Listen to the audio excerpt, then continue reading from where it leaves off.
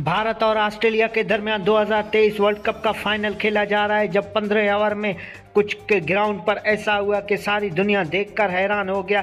एक बंदा फ़लस्तीन के साथ यकजहती करने के लिए ग्राउंड में घुस गया और विराट कोहली के साथ लिपट पड़ा और विराट कोहली ने उसको बाहर निकालने की कोशिश की, पर बाद में इंतज़ामिया आकर इस शख्स को बाहर निकाला, जहां पर 1,50,000 तमाशाई मौजूद थे और सारी दुनिया की नज़रें इस वर्ल्ड कप पर है। लेकिन ये मैच में कैसे बंदा घुस गया और ये फ़लस्तीन के यकजहती के लिए कैसे घुसा और सारी दुनिया को कैसे मैसेज दिया। और नरेंद्र मोदी का कहना था कि हम इसराइल के साथ हैं, उसके बावजूद इस शख्स ने क्या शानदार कारकर्दगी का मुजाहरा किया और सारी दुनिया को बताया कि फ़लस्तीन में जो जुल्म हो रहे हैं उसको बंद किया जाए और फ़लस्तीनियों के साथ हैं। ये शख्स कहां से आया और ग्राउंड में कैसे घुसा, सारा दुनिया परेशान और हैरान है। लेकिन हम दुआ करते हैं कि इसके साथ भारत में कुछ ऐसा ना हो जाए कि इसके साथ जुल्म किया जाए। नरेंद्र मोदी तो पहले फ़लस्तीनियों के खिलाफ हैं।